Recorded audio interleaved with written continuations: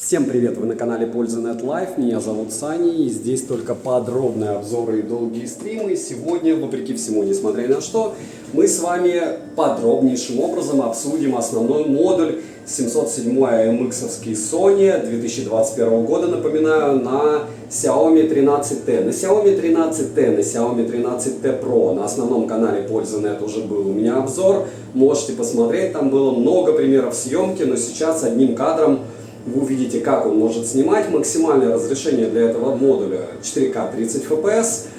Плюс, получается, на ультраширик мы можем также снимать на 4К 30 FPS. И, к слову, он уже способен, так же как и Samsung, с ультраширика переходить на ширик и благополучным образом снимать. Обратите внимание, что у меня конструкция штатива без стабилизатора. У меня, разумеется, есть тоже несколько стабилизаторов, но мы с вами хотим проверить, как все-таки основной модуль может отрабатывать в различных условиях обстановки, особенно когда вы будете снимать себя любимого. Не меня, а себя, разумеется. И самое важное, как опять же одним кадром будут отрабатывать микрофоны, будет отрабатывать стабилизация. Ну и параллельно мы с вами обсудим, какие моменты. Первое.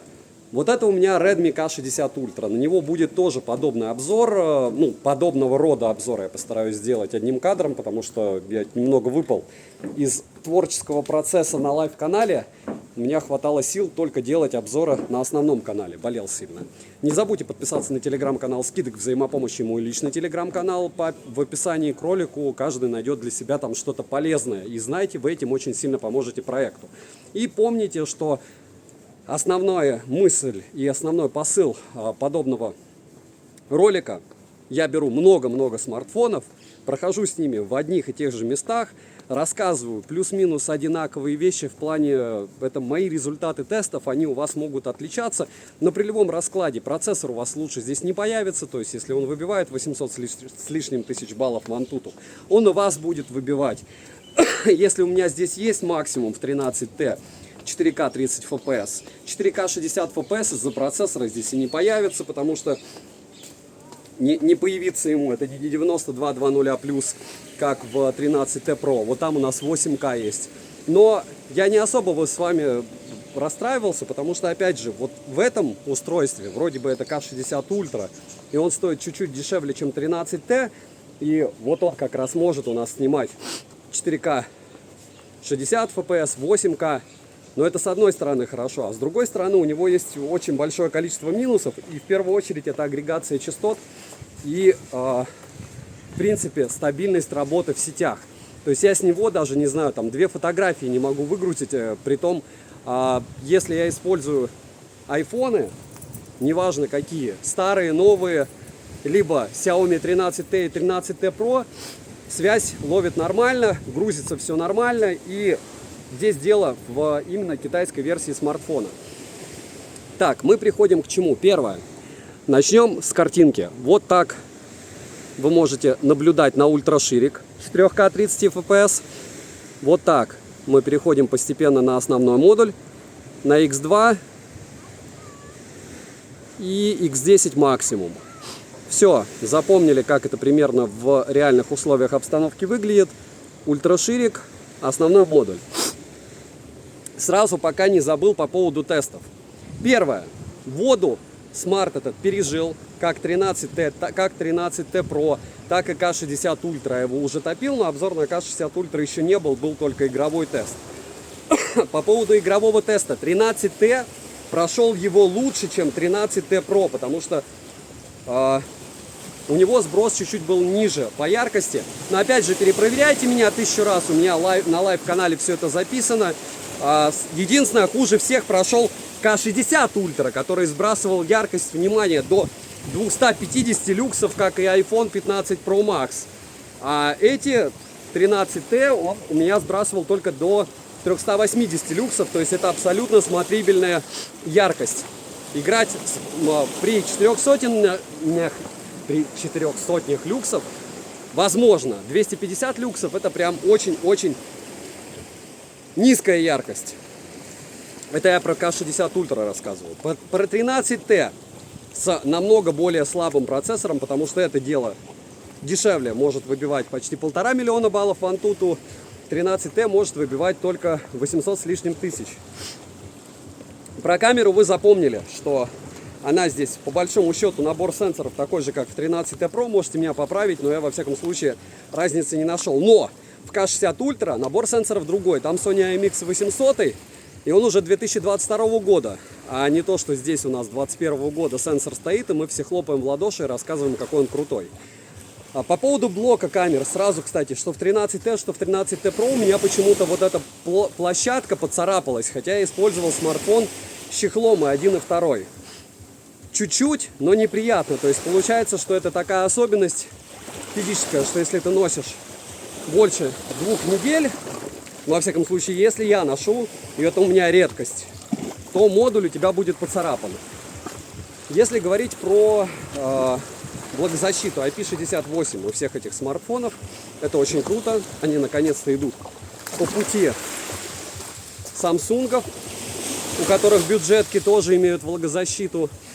И если говорить о способностях, могут выживать.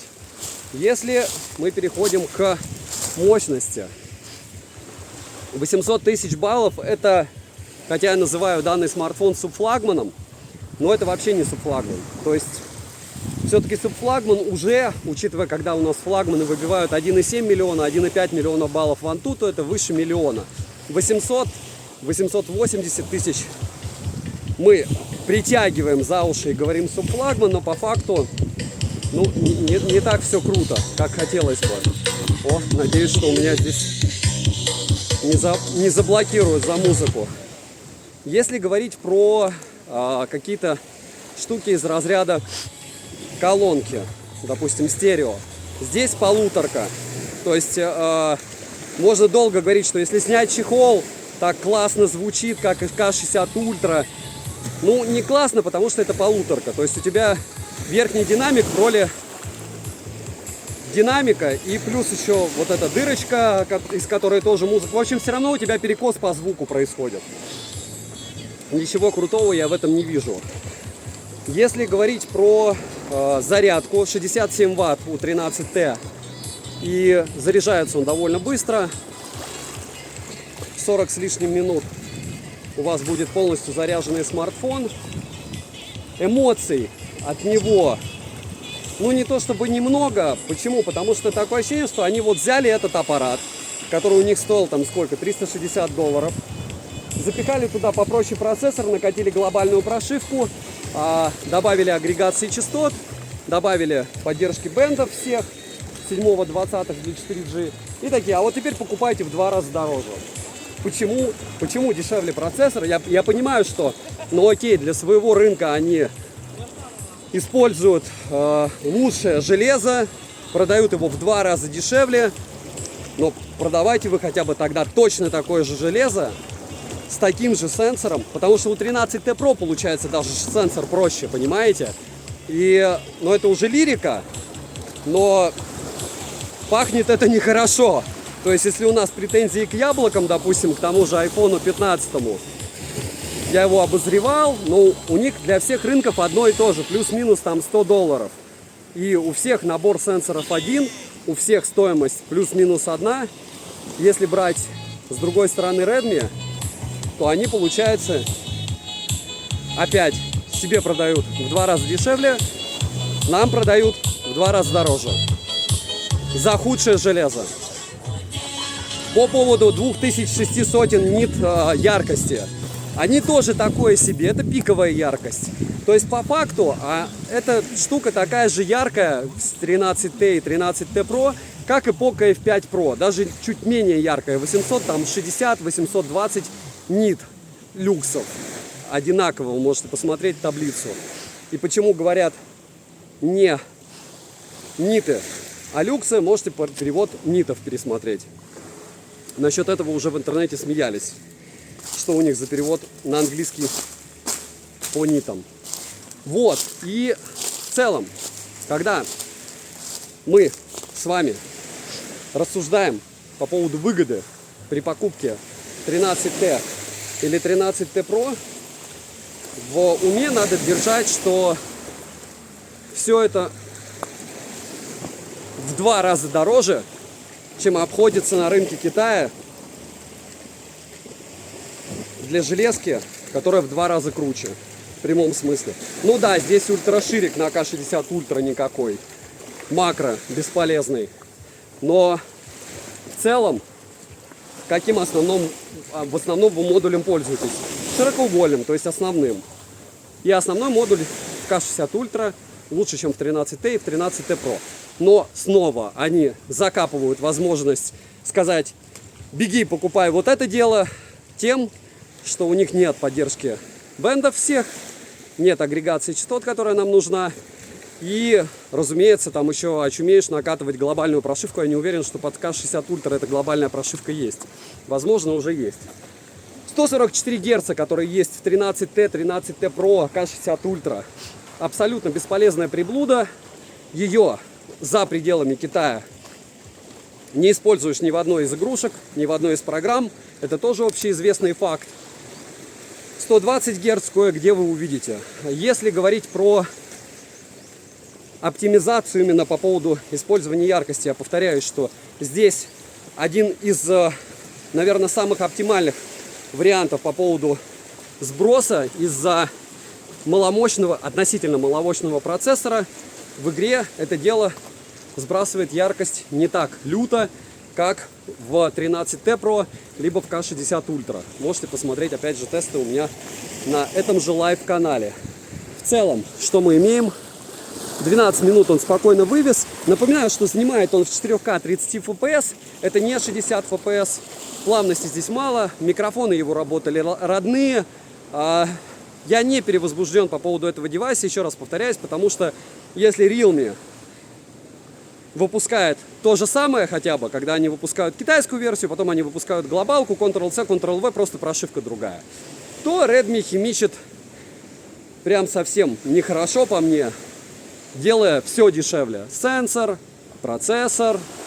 Ну, процессор, ладно, 13T Pro, такой же, как К-60 Ультра, но тогда получается К-60 Ультра вообще в 2 раза дешевле, чем 13T Pro. И основной модуль К-60 Ультра лучше. Вот.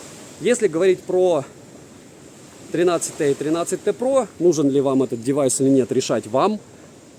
Если вам полезен подобного рода контент, где вы можете увидеть, как работает основной модуль, ставим лайк, подписываемся на канал с колоколом, пишем в комментах «Продолжай». Не важно, что я говорю, важно, как вы это видите, как вы после этого дела YouTube обрабатывает и как вы на своем источнике оцениваете картинку с того или иного устройства. В конце концов, вы можете посмотреть на канале очень много смартфонов, которые я тестировал подобным образом. Можете сравнить, как работали их микрофоны в одинаковых условиях, как работали их основные модули в одинаковых условиях.